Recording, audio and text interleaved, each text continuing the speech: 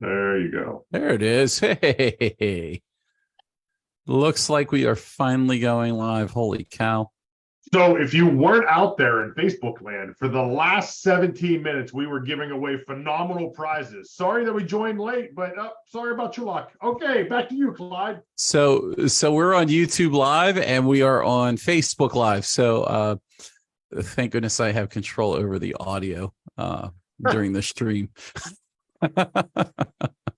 But good evening, everybody. This is Clyde from PixelProDisplays. We got Robert here. We've actually got two Roberts here. It's kind of scary. But what I think the important thing that we have going on today is we have Mr. Jason Summers. Jason's with us today from RGB2Go, and he is going to walk through the RGB Starter Kit. But before we begin, with that, I want to remind everybody. I can go back to the splash screen on YouTube, but we are having the PPD Christmas Expo sale. If you are in the club, 50% off all sequences on the website. That the sequences are the original and pro layout versions. If you are a club member, you're getting 50%. It's automatic. If you are not a club member, they're 20% off. If you'd like to get more sequences for 50% off, join the club by buying any two sequences at 20% off. And you can get into the club, the annual sequence club, for just $100. That's 12 more sequences for the rest of the year. That's the original layout. You can upgrade them to Pro for $10 a month if you want them. We don't force you to do it, but usually people like to jump up to the Pro version. But there are a number of people that use the original layout. So we have those options for you. That's the sale that's going on. It's the best sale. It is the absolute lowest price we've ever offered in any sale that we've ever done, and it may not ever happen again. It's definitely not happening again this year. Rob told me that. Anyway, so that's our major sale announcement. It does end at the end of this week. The 23rd is the last day for that sale. So what I'm going to do now is I'm going to switch monitors here on YouTube, and I think Facebook might see Jason already. Let me That's right. You don't have control of the audio over Facebook. Well, I do on YouTube, Rob, and they still can't hear you because I've muted you. That's okay. All right. I am going to switch a view here to speaker, and you're not the speaker. I'm going to pin. You're now kicked off. Pin. There you go. All right. So right now, everybody on YouTube can see you, Jason. If you're on Facebook, I'm not sure what you're looking at, so forgive me if my name pops up. But as of right now, I want everybody to focus on Jason here. I'm going to give Jason the microphone, and I'm going to introduce him as he is our newest PPD Club affiliate vendor. So he is... and I'll give Jason a moment to introduce himself and what he does. If you didn't hear the news last week, we added Jason in as a PPD affiliate vendor, and he has supplied us with some gifts, some prizes for Christmas Expo week and for the drawing the week before for the Guess the Sequence contest. So, Jason, I'm going to turn it over to you. Why don't you tell them what you do? Tell them where RGB2Go came from. What is this? What is this Duo2Go thing? Duo2Go thing. Thanks a lot for having me. I do appreciate it. Well, RGB2Go, it was sort of my brainchild to getting a bit more involved in the Christmas light community. I think it seems like the natural step. Once you get your own light show going, you really want to start helping others do the same, right? So I went all out. I bought a Culp controller on my house. I put it on my house, put up thousands of lights, and the crowds came, just like they tend to do. And naturally the question, so how can I do that, would be coming out of everybody's mouth. And then you start showing them all the lights, you start showing them the controllers, and they quickly become overwhelmed, and they forget how much they want to actually do it. So what I decided to do was to make, at first, the lights and accessories a bit more accessible. RGB2Go started as just a basic storefront delivering pixels and accessories. And that was mainly for the people on the East Coast, because I live in New York, and most of the vendors that I've dealt with were on the West Coast, and obviously China, who the shipping times are just kind of crazy. So by sort of warehousing some things here on the East Coast, I figured we could offer some people some shorter wait times, and again, make the hobby a little bit more enjoyable, because you get your parts a little sooner and you can get playing right away. So that's how it started. As far as the controllers are concerned, those are new this year. I've been playing with them for a while, and we all started. Well, I started doing the ESP8266 manual controller back when I started, because I didn't want to buy a $300, Falcon. So I breadboarded the whole thing. I killed an ESP8266 or two. I shocked myself a couple times, and I think after about 2 weeks, I finally got lights to work. So that was a great moment. So what I want to do was make so people didn't have to go through what I went through. So what the WLED2Go is my 2-port controller here. So if I can put it up here, so there we go. It is a small form factor Wi-Fi pixel controller. Now, I know Wi-Fi tends to be a bit of a trigger for people here, so I just want to say up front, this is not a whole house pixel controller. This was my answer to those people who came up to my house asking how could I get started. This is a very small introductory board based on an ESP8266, not a very powerful computer, but enough to run 1,000 to 1,200 pixels, and it can get you started. It can get those guys up and running with some lights strung across their porch, across their front door, across their front window, to get them into the hobby, to really foster that love without having to spend a whole lot of money. So that's pretty much what that is. And as far as the difference between this and a typical 8266 controller, I've done a bit of customizations to make it fit the parts in our industry a bit. The first being obviously Phoenix connectors. There's a lot of controllers out there on the market that don't necessarily have the same connectors that we have. It fits both 12 and 5 volt pixels, and it has 33 ohm resistors on it to support the X-Connect cables a little bit farther. And if I can take this controller off, you can see there is a non-inverting IC buffer which will do the level shifting, so you can send your signal from this controller, roughly 60 to 75 feet to your first pixel, which is nice, because most of the controllers I get limited. I think the Culp I was using has I want to say 100 ohm resistor on it, and I wasn't getting more than 10, 15 feet without having to use an F-amp. So that was helpful for me, and hopefully other people found it useful. So that's the controller. Was there any questions? I don't have the feed open, so Clyde, if you want to. I will pop the feed up. I don't see anything, and nothing asked just yet. Wow, I was figuring. So yeah, by the way, if you do have questions, please feed them in the chat. I do have it open, and I just have to keep scrolling down whenever people pop something in there. That's all. But in any event, if you do have questions, put them in chat. We do want to address things as we go. Jason said this wasn't going to be this really long procession. He said this is about the easiest way to get started in Pixels. So I am counting on him to truly back that claim up. So I'm going to let you go ahead and take it on. You want me to just jump into the unboxing here, and we'll go ahead. Start? So yeah, do you need to change camera angles, or you just I got it all handled here, man. We're good. Oh, okay. Here we go. You guys can see my table, right? You can see. Can I just add, Jason, that your crossfade onto something else was incredible. If that would have been Clyde, we'd be standing by for 15 minutes while we figured out which switch he was flipping, and he'd be turning YouTube on and off. But go ahead, Jason, continue. So I'm muted, Rob, during that section. You guys are amazing.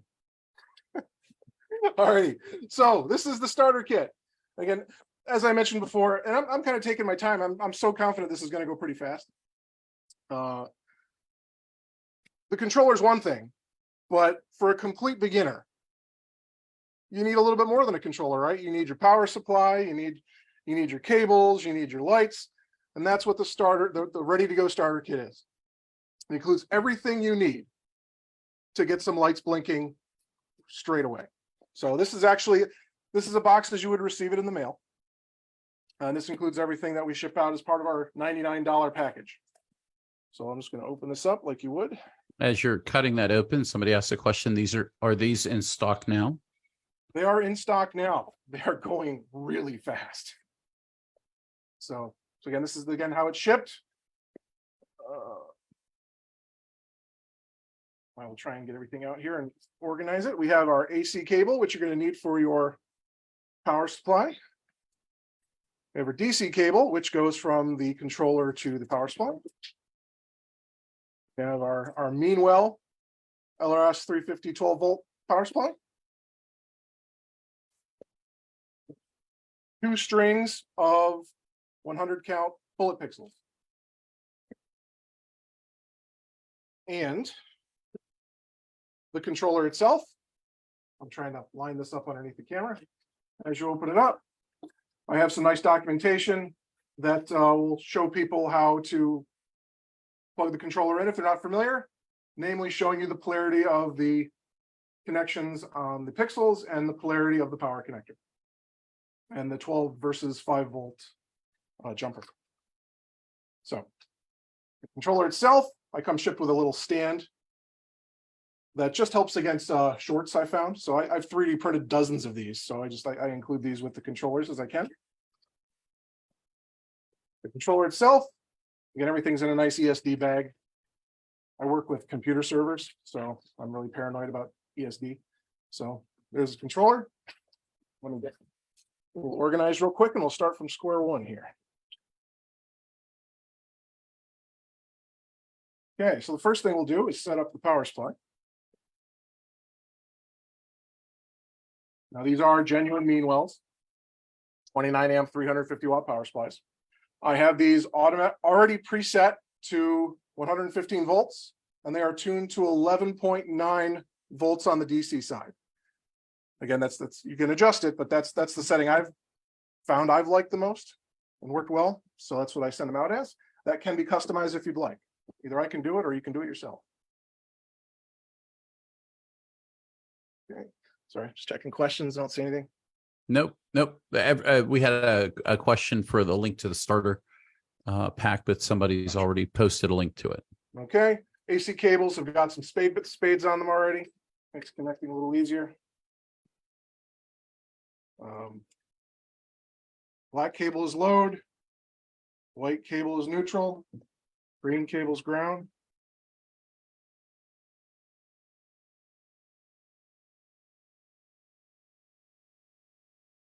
I apologize. A lot of you have seen this 100 different times and been through this even more. But for somebody who is completely starting out, this is every step you need to go through to get going. Okay, not going to plug that in just yet. Let's set that aside. Okay, I'm going to quickly mount my controller onto my 3D printed stand just to avoid the possibility of shorting anything out underneath. So, true story, I had a friend of mine who was putting their Pixel controller together on their back patio table, and the table was made of metal. And he shorted out his entire controller as soon as he applied power to it. And he didn't even realize that he needed to not have a non-conductive material between the table and his controller. And you know what? I work with servers that cost upwards of $50,000 to $100,000, and I would be lying to say I didn't do something stupid like that. So not with the $50,000 servers, but it can happen to anybody. Happens to the best of us. Yes, that it does. So let me open up the DC power cable here. Okay, and again, the DC power cable, these come pre-crimped with ferrules, color coded. The biggest problem people have, I've found starting out, is screwing up the polarity on these cables. It seems straightforward, but you get moving and you get going so quick. And before you know it, you've plugged things in backwards and poof. You've let the magic smoke out. And So there Jason, again, there's a question on Facebook from Ben. Long-time listener, first-time caller. Okay, I have a question because I won one of these. I am on my second year and I have two F48 V4s with 18 differential receivers running about 30,000 pixels. How can I incorporate this guy into my show, or can I? I don't use Wi-Fi and I ran everything off of FPP. Could I use it inside my house or for something on the side? I just don't have a lot of knowledge when it comes to Wi-Fi controllers. Okay. Let's see here. These are perfect. I found two really good uses for these personally in my own show. Again, I don't use them to run my house, but I run my Tune 2 sign with this. It allows me to not just have a solid color Tune 2 sign going all the time, which, you know, is nice. And I use it for my selfie displays, like the you know, the Gilbert engine or the FO wings that you can do. Something that doesn't really need to be timed with other devices, because that's really where the Wi-Fi sort of gets you, is the latency. And when you get like 3 or 4 of these things together over a high latency Wi-Fi network, things aren't going to line up just right. But if they're running by themselves, or if they're a small prop on the side of your display, like a Tune 2 sign or a selfie stand, something like that, they behave pretty well. And you would govern them the same way. You can, and I'll show you later how we can connect to this thing in Xlights, and you can treat this just like a controller you would, like a Culp or a Falcon, when sequencing your show. So hopefully I answered that. Now, also, I think this controller would be something good to use, like maybe on your inside Christmas tree, right? It'd be great, and it's small. Yeah, it'd be one of those great little things where guests come over and you can change Yep. the tree and show them things like that right from your cell phone. Yep, obviously, and I'm a 3D printing hobbyist. By no means a professional with Fusion 360 or anything, but I've been putting together some 3D printed cases for these things. These are completely free. The STLs are available on my Discord right now. They will be on the website shortly, as soon as things start calming down. But they fit in there nicely, and power cables go on the side. Phoenix connectors come out the back. So yeah, this mounted on your wall or mounted behind your tree is not terribly obtrusive. And you know, when you're doing just a tree, you can there's no reason you need to use a 29 amp power supply. You can get away with like a 3 amp wall wart. So definitely keeps the form factor down. So where were we? Okay, so I got the DC cable plugged in. I got the AC cable plugged in. Let me get the lights out here. Okay, so in the unit, you'll get 2 strands of 100 count bullet pixels.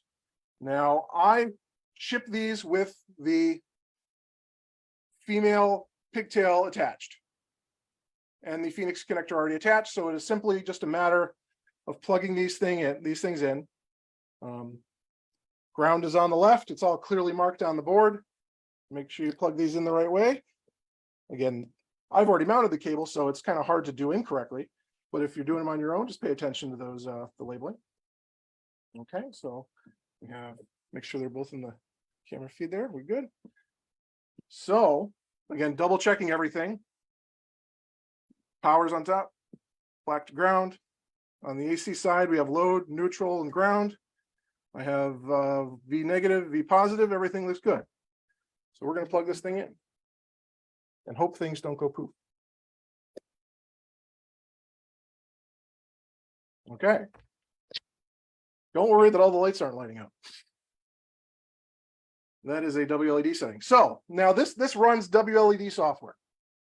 If anybody have used those before, it's really user friendly. I'm going to throw this up here. This is just standard cell phone. Going to connect it to your Wi-Fi. Once the RGB2Go powers up, it's going to broadcast an AP, the WLED AP-Duo to go. Click on that. Once it connects, click on it again. I'll give it a moment. There we go. And the WLED interface is going to show up.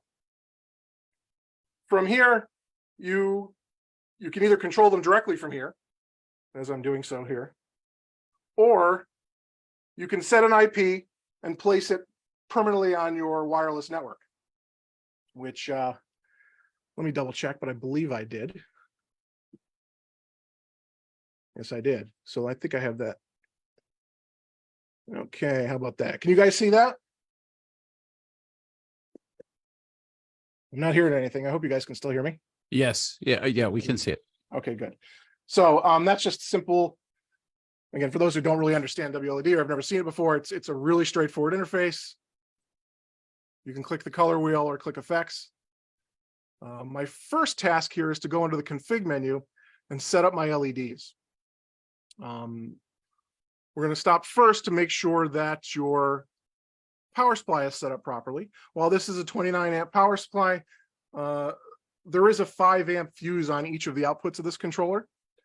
And while you can't control each output individually, you can use a cumulative amount. This could be maxed out at about 10,000 milliamps or 10 amps. I tend to do about 80% of that just to play it safe. So that's why that's set right there.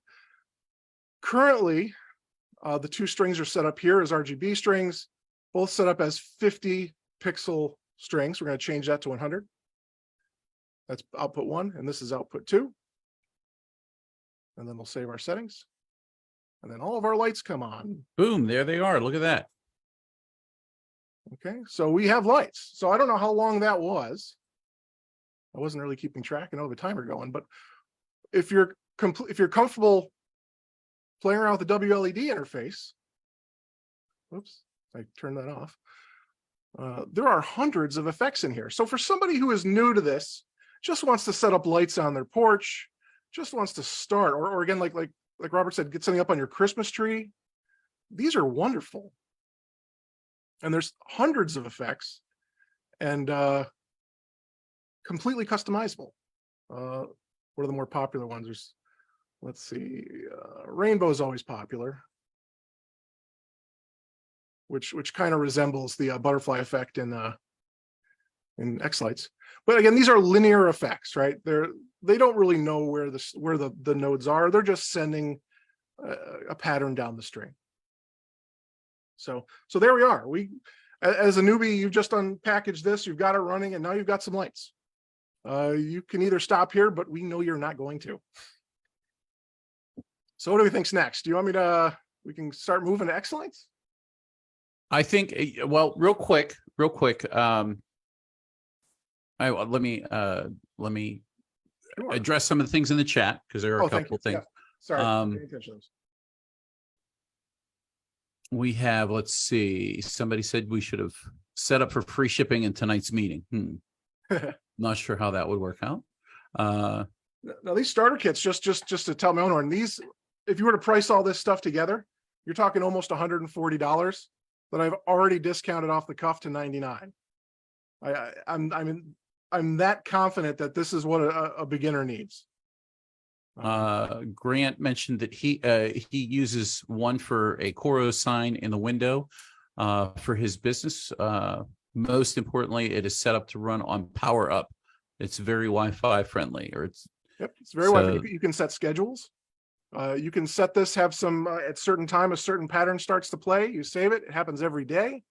You can configure it to work with your Amazon Echo devices. So you can say, I'm not going to say the A word and start all my devices going, but you say, Christmas tree lights on, and they're on. Mm-hmm. Then let's see. Becky said we love WLED.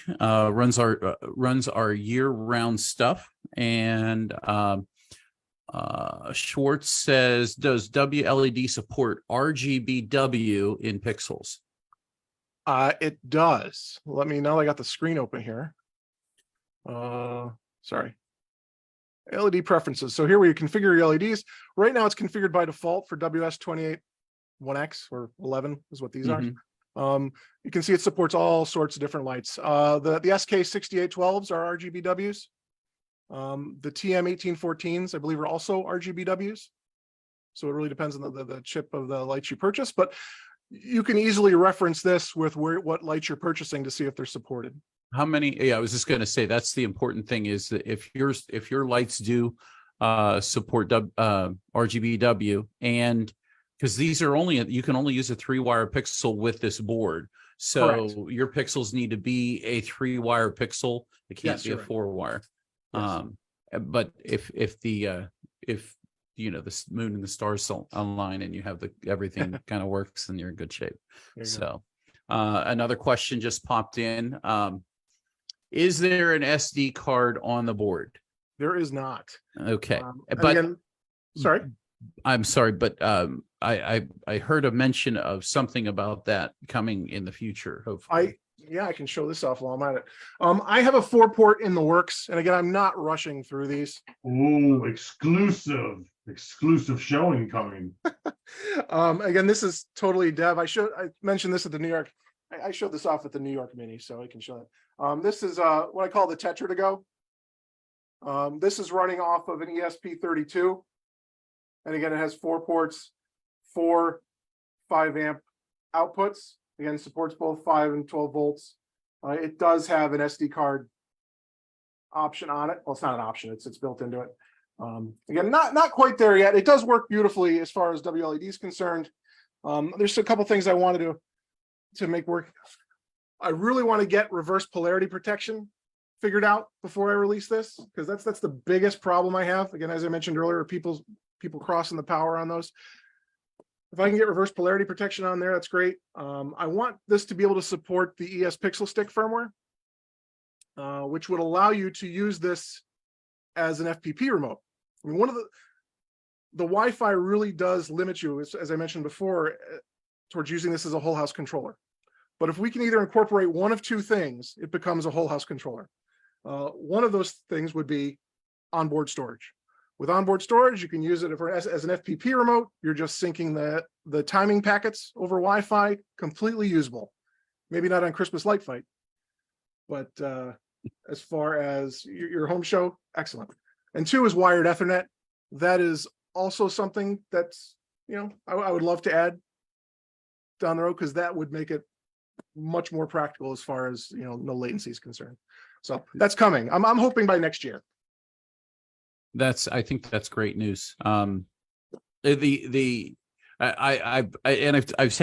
sort of had a short conversation before with you on the idea that an SD card, to be able to play off of the card, to be able to load up, plug it in, and it just absolutely start working, that would be incredible to be able to have something like that.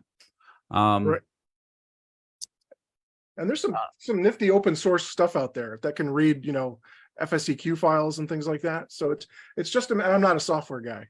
So Sherry mentioned, she says, this would be perfect for my Tune 2 sign, which I totally agree. I think if you're like, I'm looking out my front window, I have a brand new display that I'm building this year. Well, I'm not building, I'm redesigning my show around what I had with what my new house looks like. Right. And when I look out in the yard, I'm like, man, the corners of the yard are like 35 or 50 feet away from where I'm sitting, and I'm used to it being like 10 feet, so I'm excited, because I think this is exactly what I would use it for too, is Tune 2 sign, very simple and easy to set up. The thing she's asking is, does this ship ASAP, or obviously that you don't need a pre-order for this? It doesn't sound. No. I went through a pre-order stage already. We are in stock right now.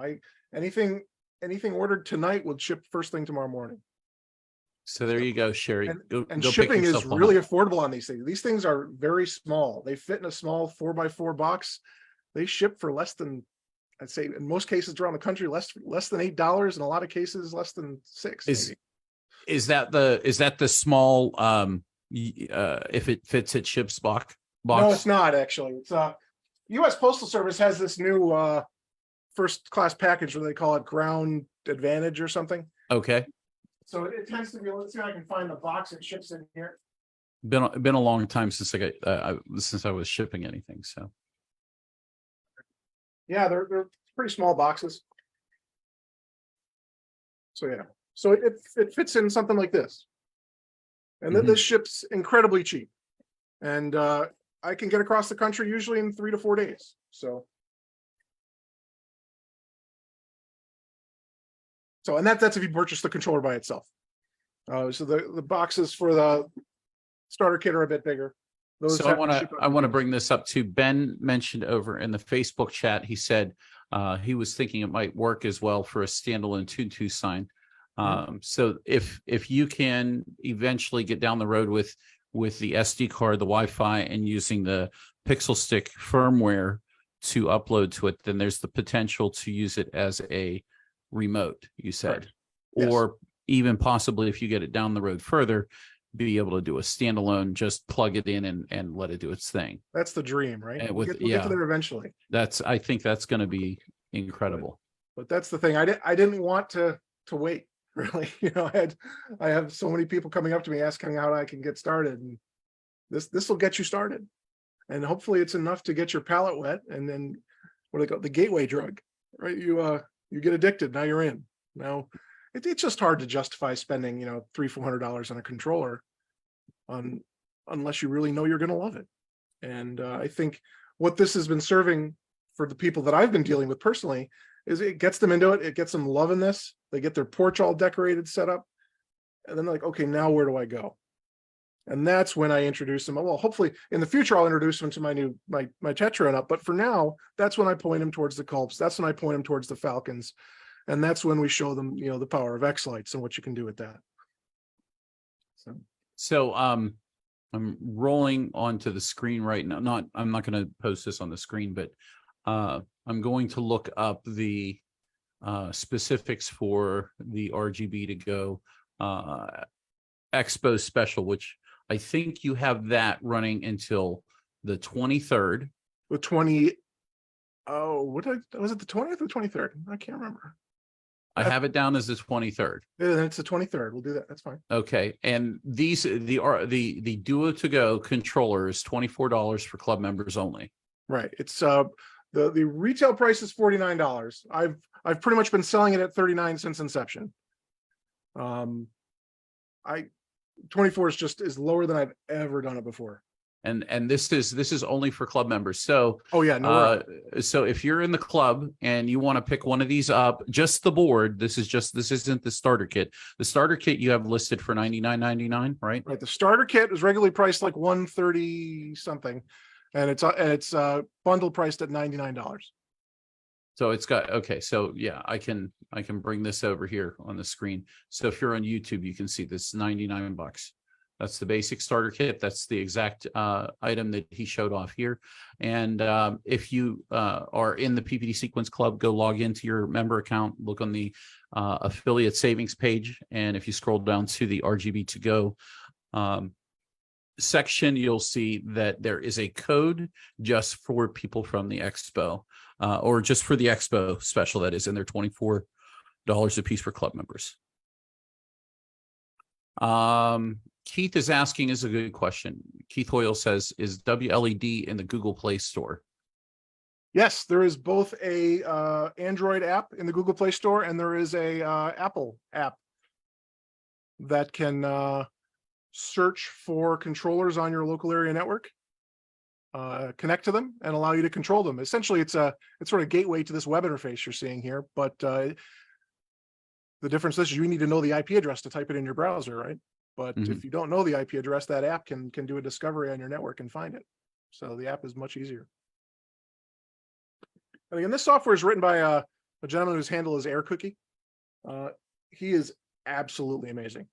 So we do we contribute to his project as well. This is such a big part of our business here that we do support AirCookie as well, and we encourage others to do it the same. So this is a great question in chat. Is it possible to use this board using a 5-volt external battery charger to run 5-volt pixels, similar to using an ES pixel stick? I don't think I've had people do battery and 5 volts. I've had people configure this with a battery with 12 volts. I don't see any reason why a 5-volt wouldn't work. I mean, you run into the issue with amperage and how much, you're dealing with a whole lot more amps on a 5-volt. So in other words, the supply line coming from the battery, Right. from the battery bank, is what the limitation would be. In the past, I've done something similar with like a Raspberry Pi, and it will work. But again, I think the number of pixels that you're going to run off of it, that's the biggest question, and how many and how what gauge the wire is that you're running to it. If you took like a well, I don't know if anybody can see me, but I've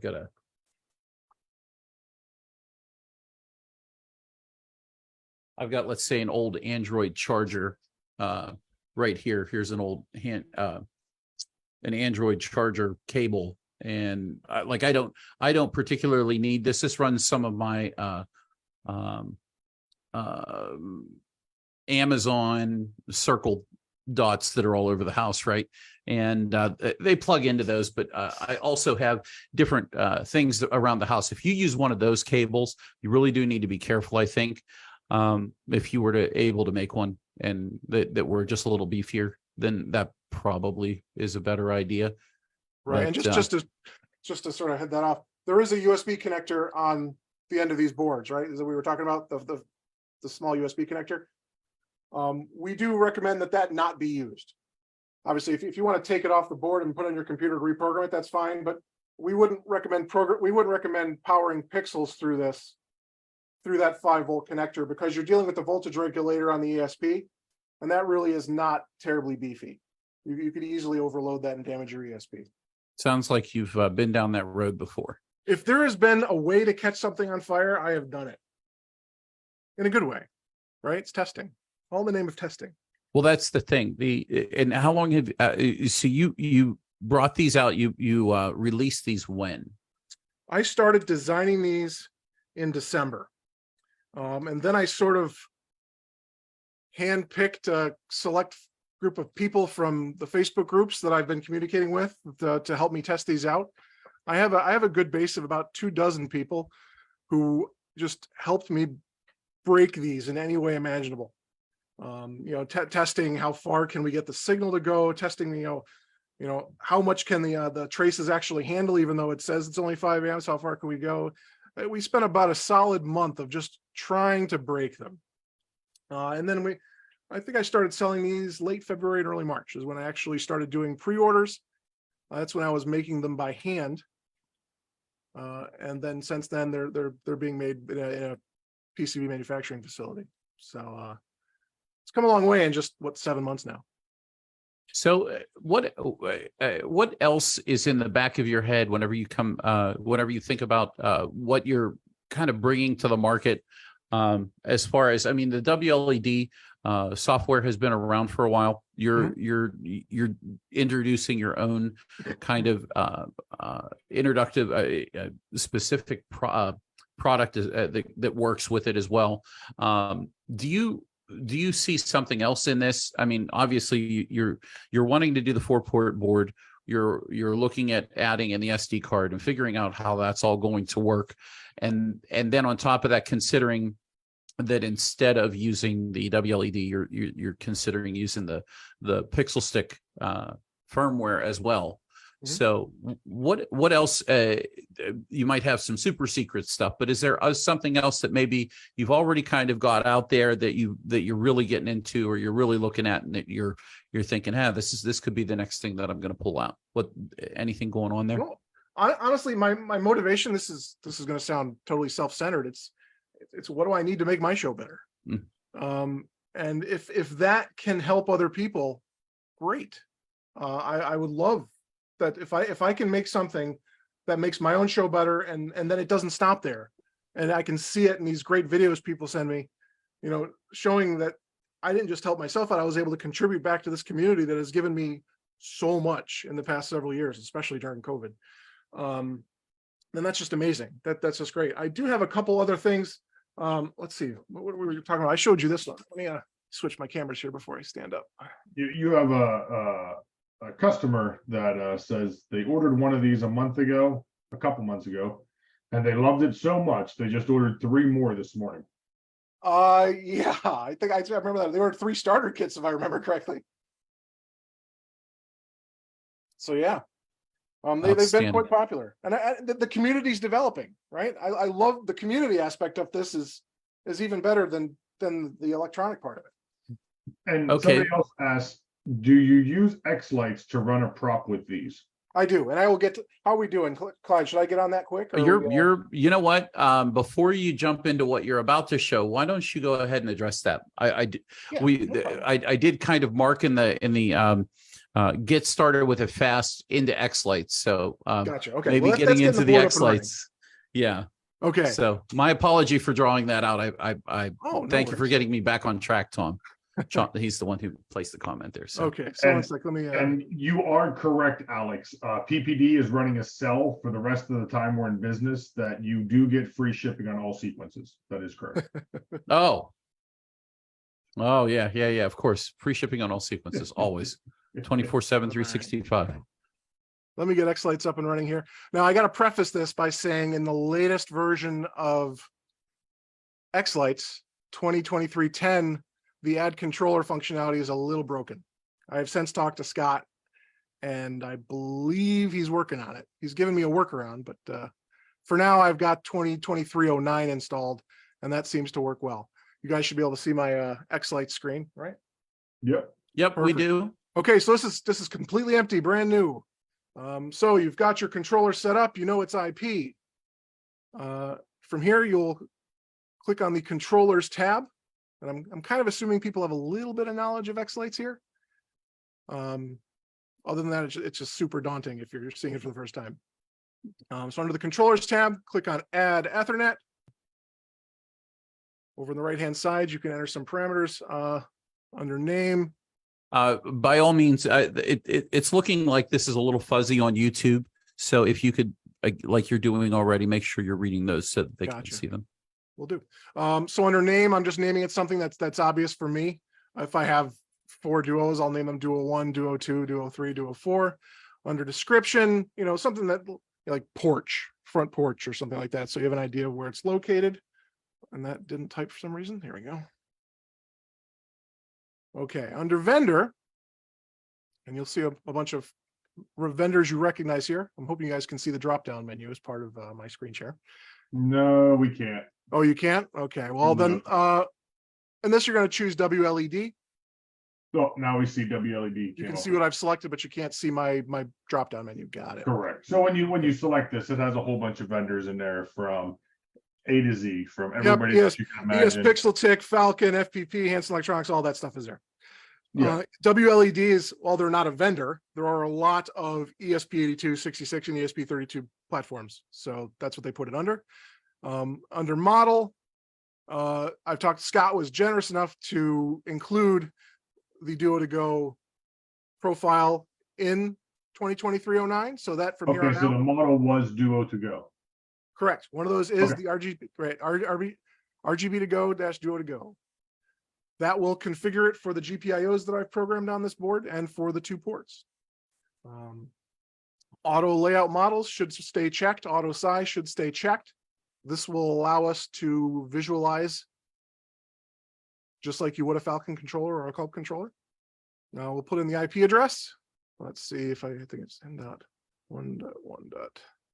This is my show network. Okay. Protocol. This is a bit of a sticking point. A lot of people still use E131. I did have lots of issues on Wi-Fi with E131, and a majority of those issues disappeared when I switched over to DDP. I use that with my Culp controller as well. I've had 0 problems, and it's been working really well even with my Wi-Fi stuff. WLED does support both. And then we uncheck keep channel numbers. And over here on the left-hand side, we click save. All right, now we go from the controllers tab over to the layout tab. I've got my house there. We're going to create a new string. Again, I apologize. I'm not much of an Xlights expert, so we'll do our best. You're doing fine. You're doing fantastic. We're going to create 2 string models. Again, for now, that's all we really need. You don't need to create string models. You can do whatever you like. You could put this in, whatever prop you have. Under string, I'm just going to go over here and set it to 100 node string. And that's all I'm going to do. I'm not going to be any more detailed. Then we're going to create another string because we have 2 outputs on this controller. Again, going to call it 100 output, 100 node string, and save. Okay. Going to go back to the controller tab. And we're going to click the visualize button. Now this is the easiest way to send your Xlights configuration to whatever controller you're using, even if it's not the WLED2Go. This works with Culps and those as well. So I'm going to take the first string and drag it over to Pixel Port 1. Going to take the second string and drag it over to Pixel Port 2. Can you guys see the second window or no? Yep. Oh, good. Okay, I wasn't sure. So far, so good. Perfect. Okay. And then the magic happens when you upload the output. So if we only configured 30 LED strings in Xlights, this would automatically configure the outputs on WLED to be 30 pixels. So it just so happens that I had 100 programmed in before, and we programmed it with 100 now. But as you can see, they all reset and went back to the default of yellow, which means the outputs have been configured properly. So we did controllers, that's all saved. We're going to go over to the sequencer tab, make the magic happen. Going to create a new sequence.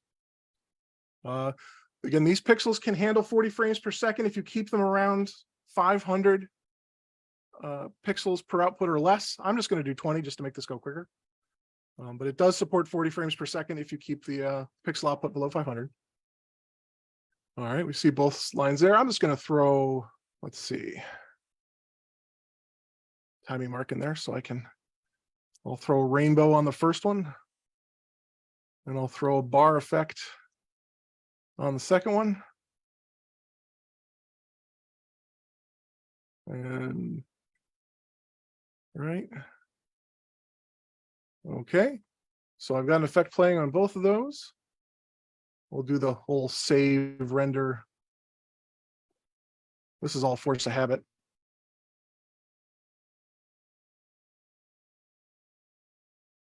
And I'll hit play. And then the magic happens when I hit the output to lights button. There we go. So you can see I've got, actually, let me close that so you can see what's going on here. We've got this string of 100 doing that red and white bar effect. Again, they're all bundled up, so you can't really see the effect clearly, but if it was strung out, it would look just like it did in Xlights. And this bundle on port 1 is doing the rainbow effect. So really, really not too bad to set up in Xlights. So it really doesn't get much easier than that. The hard part is making sure that it is connected to the network that Xlights is connected to. Correct. And that's it. Now, if you go back over to the controller tab, yes.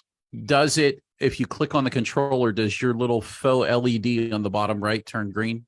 You know what? It should. And occasionally it does. But for some reason now it doesn't look like it is. But I wonder if it's because I've got the output going right now. 1 second. Oh yeah, that could be. It tends to throw me off when I do things. When we try changing between tabs, sometimes it just doesn't refresh right. And it exactly. That's the thing about if you closed Xlights and reopened it, it's possible that it would come right up and. I'm not going to do that because it may not come back on the stream. Yep. Yeah. Once it works, you never touch it. Right. Never. Don't play with it. But that's usually a good. So when it's green, you know you're connected to it. When you're red, you might be connecting to it. So the other thing I wanted to mention is the upload works. And yes. the important thing for folks to remember is if your adapter on your computer is set up correctly to output via the Wi-Fi adapter not on your computer but on your home network, then this should be a relatively easy addition into your show. I'm changing the notes to 30 while you're talking, just so you know. I'm going to upload the 30 nodes, and it just well, I may have to unpause. So the other nodes are stuck on, but you'll see the patterns will happen. So Tim C mentioned that he is using the WLED2Go to drive 541 pixels on the showstopper spinner from Xlights, and it's working perfectly. Yep. Now, Tim, is that on one output or did you run that on two outputs? So I'll look for your answer there. So Sherry Cohn is asking, what enclosure do you recommend? And a couple of comments below it. This could easily fit into Harbor Freight plastic ammo box. Derek Whitaker made a I linked this in my Discord, but I can put it on my website as well. An STL that you can print that you can also mount a power supply to it. Let me see if I can find it real quick. Okay. Yeah, it's right here. Oh, I got everything tonight available tonight. All right, let me switch over to my other camera. All right, so here we go. Essentially, it's just a 3D printed mount that you can attach. Oh, we to the can't bottom. see. Xlights is hiding it. Oh, sorry. There we go. Okay, so this isn't attached, but it can easily screw into the holes. The controller attaches to this, and this can fit into a Harbor Freight 30 caliber ammo can. So one of the basics, or it would also fit into the ones that are available on Amazon. Yes. Yep. Again, this is made by Derek Whitaker, and he makes this available for free. If Sherry, if you see my screen, this is the ammo can you could get. We can hook you up later with that if you need. Let's see. Tim also said a second WLED2Go runs his house outline 2 ports with a total of about 720 pixels. During the year, I use WLED for holiday displays. I use Xlights through WLED. Yeah. And fair disclosure, Tim's one of my testers. So Tim's okay. Tim's been one of the guys helping me beat the heck out of these things. So no, yeah. that's good. That's good. Let's see. Click away and go back to the. Tom says I have my showstoppers set up with 2 strings. Tim says the spinner is on 1 output and 30% brightness. It draws a little over 4 amps, and that makes sense. Tim, is that the one that is that the 36 or the 46-inch showstopper spinner? So I'm curious. 46-inch, just a big one. Okay, good deal. Great. Grant said he put his in a travel soap container. That's a very interesting place. I mean, I don't know, travel soap containers waterproof? Seems that you wouldn't care if they were or not. I don't know. I've never used one of those. That's a rather interesting one. Link to the site. Sherry, I'll see if I have, maybe I have it here. Hold on a second.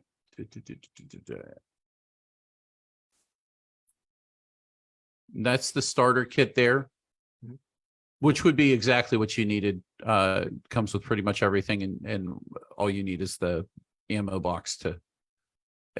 Well, you need a 3D print to mount it to the power supply.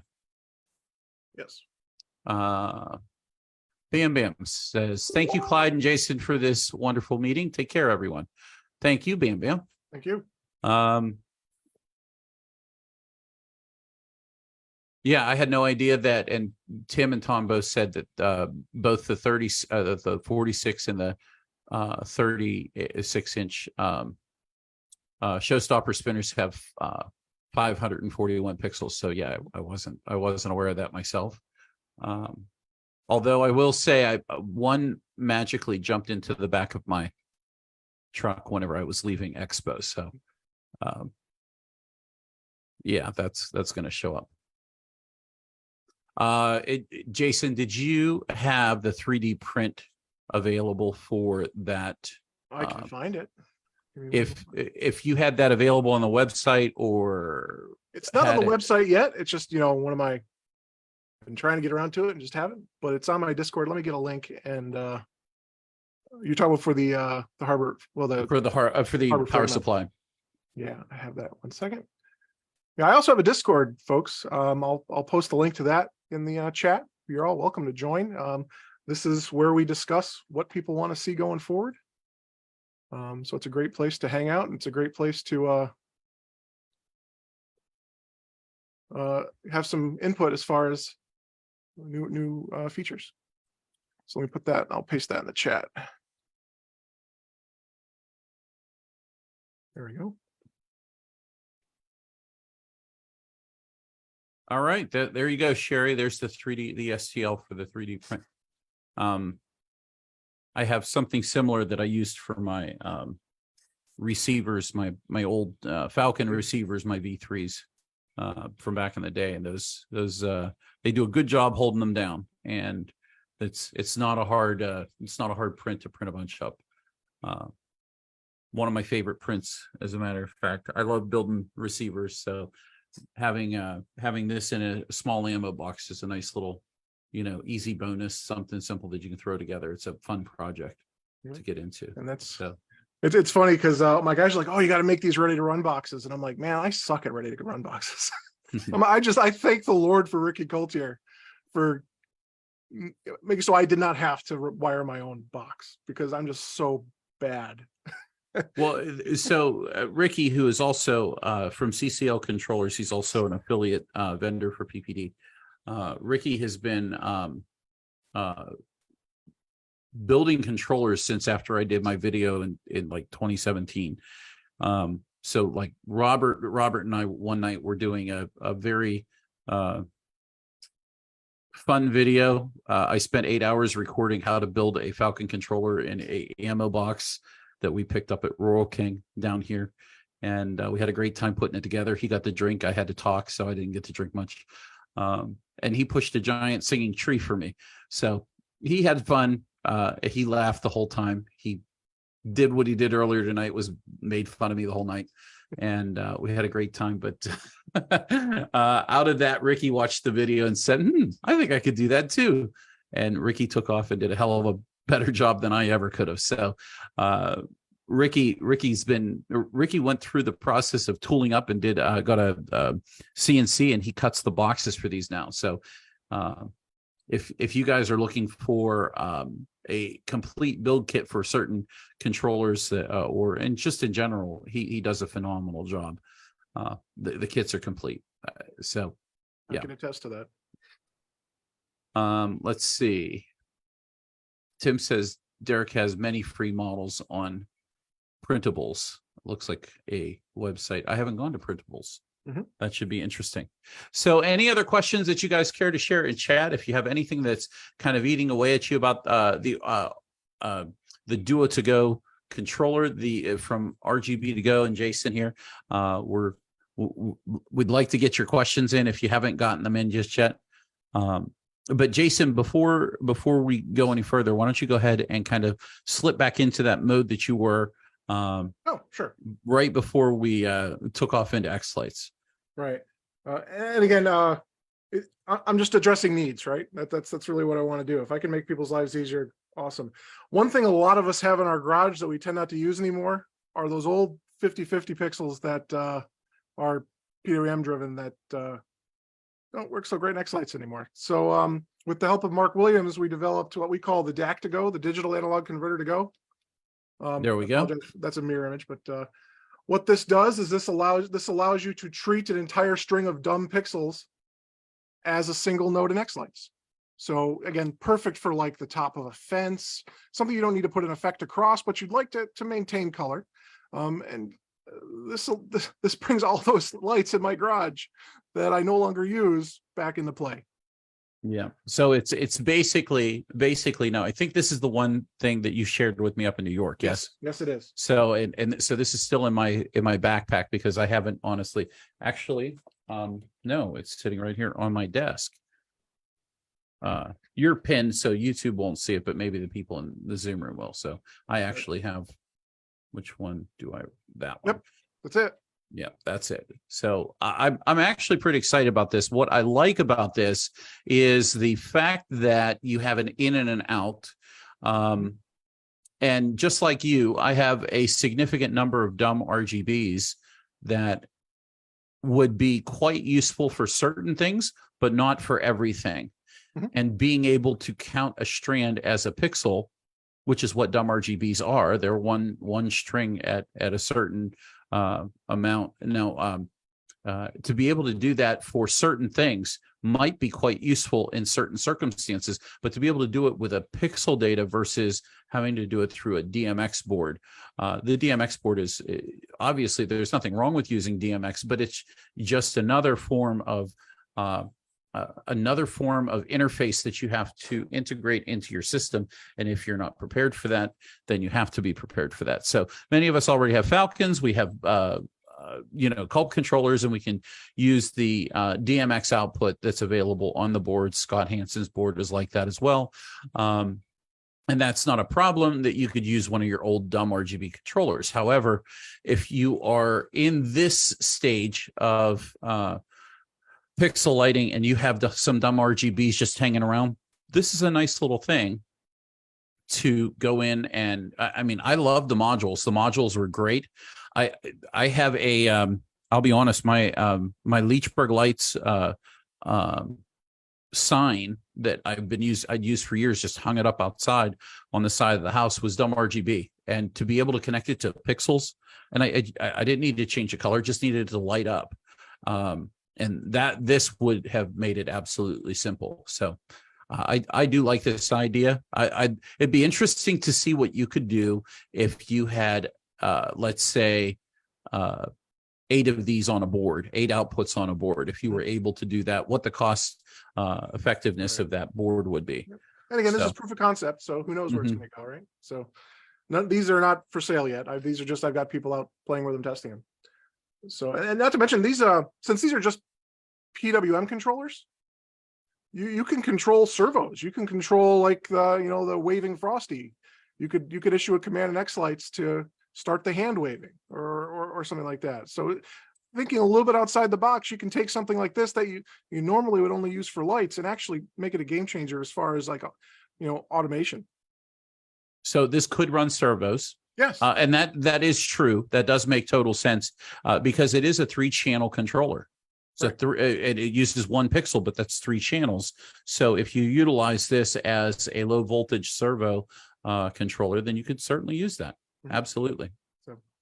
And so just to be sure, now this is voltage, ground, and data that's coming in and out, right? Does this board need its own power supply? It can. If you have enough amperage coming from your controller to support the lights, you can power it from your controller. There is a jumper on there that would allow you to use the auxiliary 2-pin power input. So right there. Yep. There's the jumper right above that. So you can power it with 12 volts coming from your pixels from the left. Again, prototype only sports 12 volts coming in. And then pigtail that and you relay that going to another set of pixels. But if you wanted to power, say, a 5-volt string of dumb pixels, you could do that from here if you plug 5-volt power supply in the auxiliary, or you can plug a 12-volt in the auxiliary and power 12-volt pixels. But that is optional depending on how many amps you have to spare on your controller. All right. So any other questions? Let me go back to chat here. We've been rambling for a little bit.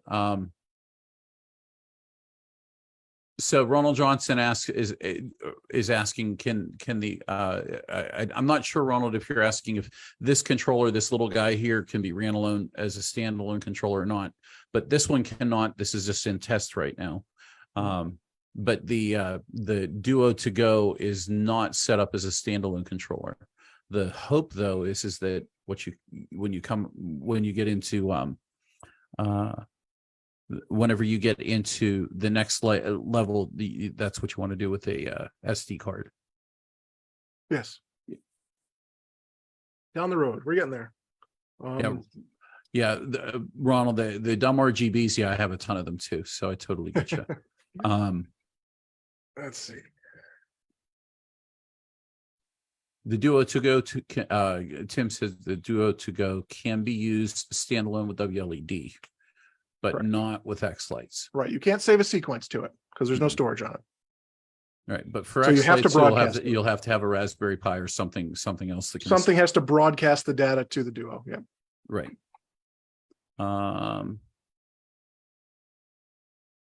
Yes. So, well, Ronald, so he's asking, so it would need to come off my Falcon. So this actually would connect to a pixel string. So let's say you had let's say you had a candy cane, a 48 count candy cane that's 12 volt. You could plug this in. You could have on this one output here, the input, a pixel pigtail that would be a male pigtail, and it would bring data in from the end of your string, and you'd add one pixel onto the end of your, let's say, candy cane, and call it pixel 51, and you could use the dumb RGB data from there. So yeah, yeah, Alex, the pixels have no feelings whatsoever. He said, I'm sure they don't like to be called dumb. No, they're getting called dumb because they can't, they're not individually addressable. And we're not going there either, because gamers are individually addressable everything. So we're not gamers, we're Christmas lighters, and we have pixels. It identifies as lack of intelligent pixel. Oh my God, here we go. We went down that rabbit hole. We went down. One more thing to show off if everybody's wants, if we have any time. If not, absolutely. Everybody here knows, I hope they know what a differential receiver is and whether they use them in their show or not. Typically, you don't hear too much about a differential transmitter except what's built onto certain controllers, right? The Falcons and the Culps both have the RJ45 ports built on, and it's up to you to get your own differential receiver to make those work. One thing I wanted to do, I didn't really want to, I used up all my ports on my Culp, but I had this one prop that I didn't have enough ports to get to, and it was like 200 feet away. So what I came up with was, let's see if I can put this up here. This is, and I don't have, there you go. You don't have one of these, but this is a differential transmitter. Beautiful. What this does, you connect this just like the PWM controller, you connect this to the end of your pixel string, and it converts the signal to RJ45. And then at the other end of that RJ45 cable, you have either our differential receiver or a standard, Falcon, Hanson, whatever differential receiver to receive the data. So you can actually take any pixel port on your controller or the end of any string of pixels on your controller and turn it into sort of an impromptu differential line. I think that's rather interesting, considering if you happen to have a spare port and you need something way down by the road and you don't want to mess around with the WLED2Go, that's something that's coming down the road that you're just, kind of getting into right now. So you're utilizing something that's already there. You're just sending the data way down the end of the line, and you're making a single port differential board, basically, is what it is. Right. So I think some people say it's a waste of a Cat5 cable because you're only putting one channel of data through what could fit four. But again, I just needed, I do this because it's what I needed at the time. So I needed to get one string of lights an extra 200 feet because I needed to get it to my fence line. And I didn't want to have another cable coming from my controller traipsing across my yard. Whereas it would have been so much easier to use the end of the props I already had on the side of my yard just to extend them differentially to the fence, and it works great. So again, so Kurt has a question. He says, I attached an RGB2Go to a CASA that is used to turn on other lights. When the controller is powered down, it forgets its IP address. And he's asking, will there be an upgrade to keep the settings when powered down and back up? Are you setting the IP address statically? Because the IP should be saved. That's what I was going to say, because if I remember correctly, as long as you saved it as a static IP, then it should remain that IP until you go in and change it. Right. Or if you're network savvy, you can set a DHCP reservation in your router so that even if it's set to DHCP, it always gets the same address. But as far as I'm aware, WLED does remember those settings through absences of power. It's all saved in the NVRAM. It's not memory that disappears without power. So Chuck, now this is a little off. Little off here. There, it looks like Chuck just shared a data to differential transmitter that was created by Wizard of Wire. He's right. I think it's like a 16 port job. Yeah, it's just, again, great, but a little overkill for what I needed it for. So. So you were going more for the one output. He's got, it looks like he's got two on this one. Was there two? I thought Wizard of maybe it's not the one I was thinking of. Maybe I'm thinking of Hanson or something like that. It had like a 16 port. Is it actually a transmitter or is that a receiver? This is data to differential transmitter. Oh, there we go. Yep. Oh, I see it now. Yep. So it kind of the same. It's the same idea that you have. The only difference is it's two versus the one that you've put together. Yep.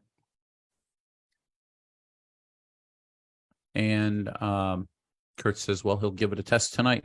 Yeah, Kurt, and let us know how that goes. Like if you post up in the PPU Facebook group, I'd really like to know if you got that situated. Because I mean, I had my challenges whenever I was working with WLED as well. When I first got to messing with it, and I wanted it to be.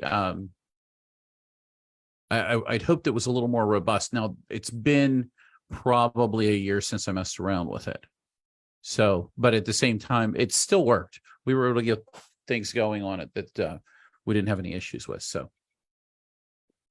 I am definitely going to be interested to see. And Alex said, he said, you can just leave it on DHCP and just use the host name. And that's the truth. That's the truth. So that's not a bad idea. So anybody have anything else? Jason, a huge thank you for being with us tonight. Thanks for having me. Let me switch the view here to the gallery and we'll bring everybody in so everybody can see. Thanks for having the time tonight to kind of jump in here, and we hope that everybody out there has had the chance to get a good look at or a good glimpse at the WLED controller, the Duo2Go. The Duo2Go is actually pretty neat. I could have asked him for one. I didn't ask him for one, but we'll probably get hooked up with one here whenever you get. I sent you 4. You just gave them away. I did. I know. I didn't hold on to them for very long, did I? That's now, okay. But nonetheless, some innovation coming along. Yes. The idea that he's looking at doing the SD card and being able to have some sort of output player of some sort, that would be incredible. That's down the road, but he's definitely got it on his mind. So huge thank you, Jason. Thank you for being here. I'm going to move my camera out of the way because the YouTube can't see you there. But if you have any questions, by all means, put them in chat there. We're going to, if nobody has anything else, since nobody has any other questions, what we'll do is we'll go ahead and we're going to end the Facebook and the YouTube feed here. So for the folks that are in the Zoom room, if you want to join us, the links to join us are on the PPD website. If you're on YouTube, the link's in the description. So just click the link below, jump in the Zoom room, and hang out with us. We'll be here for the rest of the evening until however long the rest of the evening is. Sometimes it turns into PPD up all night, and it's about that time. So YouTube, if you and Facebook, by the way, thank you very much for being with us. If you like the video, give us a like, give us a thumbs up, hit the subscribe button on YouTube if you hadn't done yet so. And as always, we appreciate you being here with us. If you have questions or comments, put them in the comments section. And hopefully, if you didn't hear, we have an awesome sale going on to join the PPD Sequence Club for only $100 for the annual membership. After you buy any two original or pro layout sequences, and you get 20% off of them. After you join the club from now through the 23rd of now through the 23rd of July, it ends July 23rd, the sale. You also get 50% off any sequences once you are in the club. So everybody in the Zoom room, everybody out there, we have 50% off sequences for all members right now. Go get all the sequences you want. You know that we never, ever, ever run 50% off sequences, and we barely do it during the holiday season. So now's the time to pick up your sequences. Free shipping on all sequences. Guaranteed by Alex. Alex is guaranteed free shipping to everybody Free on all our sequences. International shipping. Free international. Jeez, Alex, you are a crazy man. So thank you, YouTube. Thank you, Facebook, for joining us. Signing out. Have a great evening, and we will see you in the next video, guys. Thanks and take care.